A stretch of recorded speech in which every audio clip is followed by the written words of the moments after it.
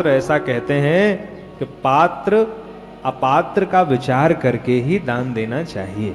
किसको दान दिया जाए इस पर भी शास्त्र में विचार किया गया। अच्छा एक बात बताइए, आपसे मैं एक प्रश्न करूं, सभी लोग सुनिए। कोई गरीब आदमी किसी को धन दे सकता है? जो दरिद्र हो, जो जिस पे धन न हो, जो एक एक रुपए के लिए मोहताज हो, क्या वो दूसरे को धन दे सकता है? नहीं दे सकता।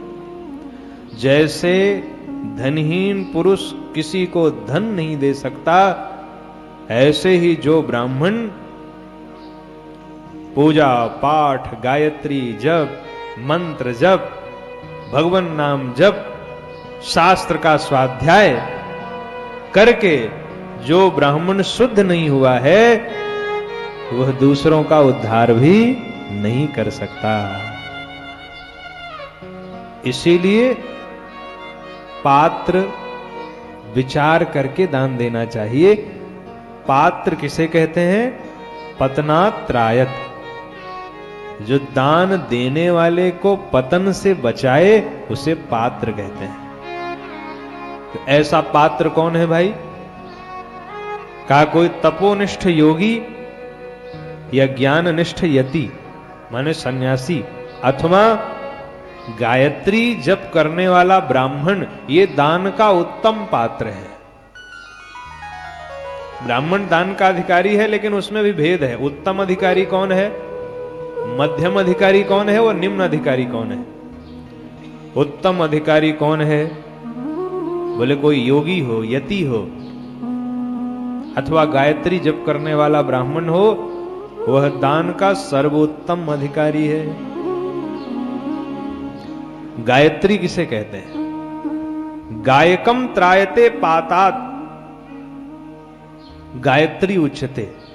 जो गाने वाले को पतन से बचाए उसे गायत्री कहते हैं। जब गाने वाला अर्थात जप करने वाला अपना पहले अपनी पतन से रक्षा करे ना, तब तो वह यजमान की रक्षा करेगा। तो अपनी पतन से रक्षा कैसे करेगा? कहा गायत्री का जप करे। गायत्री जप करने वाले ब्राह्मण की रक्षा गायत्री माता स्वयं करती हैं, और जो गायत्री जप करके स्वयं पतन से बच जाए वह पात्र बनेगा, और वह यजमान के लिए जब जप करेगा तो वह यजमान का भी परम कल्याण कर देगा। इसीलिए पात्र का विचार किया गया है। बोले भक्तवत्सल भगवान की जय।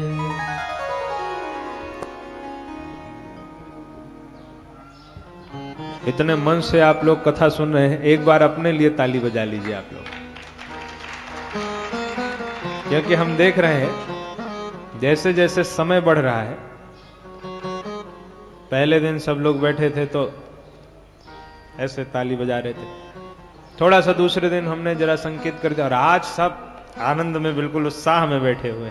तो भगवान की कथा ऐसे ही उत्साह में भर करके सुननी चाहिए। अब आइए, पात्र विचार हो गया, अब दान का विचार करते हैं। पात्र माने जो पतन से हमारी रक्षा करे उसको पात्र कहते हैं। तो दान का पात्र माने अधिकारी कौन है? यति, सन्यासी, जो ज्ञाननिष्ठ हो, अथवा गायत्री जप करने वाला ब्राह्मण, ये दान का सर्वोत्तम अधिकारी है। वैसे शिव पुराण में एक बात और लिखी है, मैं आपको वो भी बता दूं।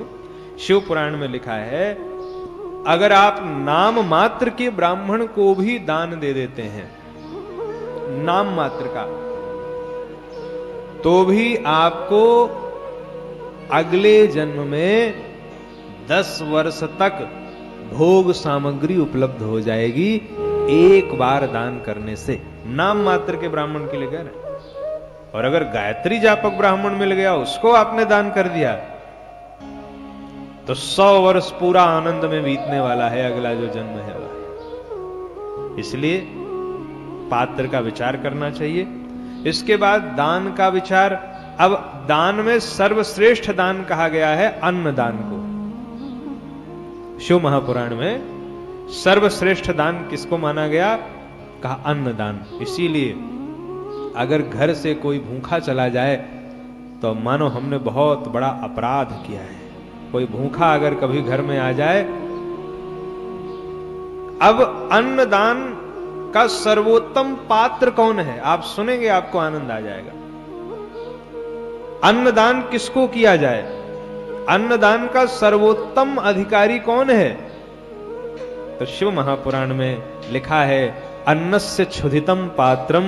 जो भूखा है, चाहे ब्राह्मण हो, क्षत्रिय हो, वैश्य हो, कनिष्ठ हो, स्त्री हो, कोई भी हो, जो भूखा है वह अन्नदान का सर्वप्रथम अधिकारी है। अन्नस्य क्षुधितम पात्रम नारी नरमयात्मकम। चाहे स्त्री हो, चाहे पुरुष हो, चाहे ब्राह्मण हो, चाहे क्षत्रिय हो, चाहे वैश्य हो, चाहे कनिष्ठ हो, कोई भी आपके दरवाजे पर आ जाए, अगर वो ये कह दे कि माई बड़ी भूख लगी है, हमको जोर की भूख लगी है, तो आप उससे उसकी जाति मत पूछिए, वो कोई भी हो, अगर आपने उसको भोजन करा दिया तो आपको अन्नदान का संपूर्ण लाभ प्राप्त हो जाएगा। ऐसा शिव महापुराण में लिखा हुआ है। किंतु यदि अगर आपके मन में कोई कामना है, ये तो हुआ निष्काम भाव से आपने कर दिया। अगर कोई कामना है तो संकल्पित करके ब्राह्मण को भोजन कराना चाहिए। कामना है तो ब्राह्मण को संकल्प करके अगर भोजन कराया जाए तो कामनाओं की पूर्ति हो जाती है। यहां लिखा है कि जो दान बिना मांगे दिया जाता है उसका पूरा फल मिलता है, पर जो मांगने के बाद दिया जाता है उसका आधा फल ही प्राप्त होता है। ऐसा शिव महापुराण में लिखा है। जैसे आपको पता चल गया कि इसको इस अमुक वस्तु की आवश्यकता है, और आपको जैसे ही पता चला आपने उसको वो वस्तु प्रदान कर दी उसके बिना मांगे, तब तो आपको दान का पूरा लाभ मिल जाएगा। लेकिन अगर आप रुके रहे कि सामने वाला बोले तब देंगे, मांगे तब देंगे, अगर उसने मांग लिया और मांगने के बाद अगर आपने दान किया तो दान करने का केवल आधा फल ही आपको प्राप्त होता है। ऐसा शिव महापुराण में लिखा हुआ है। इच्छावतः प्रदानम च संपूर्ण फलदम विदुः। जो बिना मांगे दिया जाए उसका संपूर्ण फल प्राप्त होता है। अब आइए एक विचार और कर लेते हैं। जाति मात्र के ब्राह्मण को अगर दान दिया जाए, जैसा अभी मैंने बताया था, तो भूतल पर, इस पृथ्वी लोक पर 10 वर्ष का भोग मिलता है। आपके खाते में लिख दिया जाता है कि 10 वर्ष का भोग आपको भगवान के द्वारा दिया जाएगा। केवल जाति मात्र के ब्राह्मण को ये मैं बता रहा हूं। लेकिन अगर वह वेद वेदता ब्राह्मण हो, वेदज्ञ ब्राह्मण हो, उसको दान करने से स्वर्ग लोक में आपको 10 वर्ष भोग प्राप्त होता है। अगर गायत्री जापक ब्राह्मण हो, क्योंकि गायत्री जापक को वेद वेदता से भी ऊपर रखा गया है, अगर गायत्री जप करने वाला ब्राह्मण है और उसको अगर आपने दान किया है तो आपको सत्य लोक में 10 वर्ष तक भोग की प्राप्ति होगी। अगर आपने शिव भक्त ब्राह्मण को दान किया है तो कैलाश की प्राप्ति होगी। अगर आपने विष्णु भक्त, भगवान नारायण के भक्त ब्राह्मण को दान दिया है तो वैकुंठ की प्राप्ति होगी। ऐसा शिव महापुराण में लिखा हुआ है। बोले भक्त वत्सल भगवान।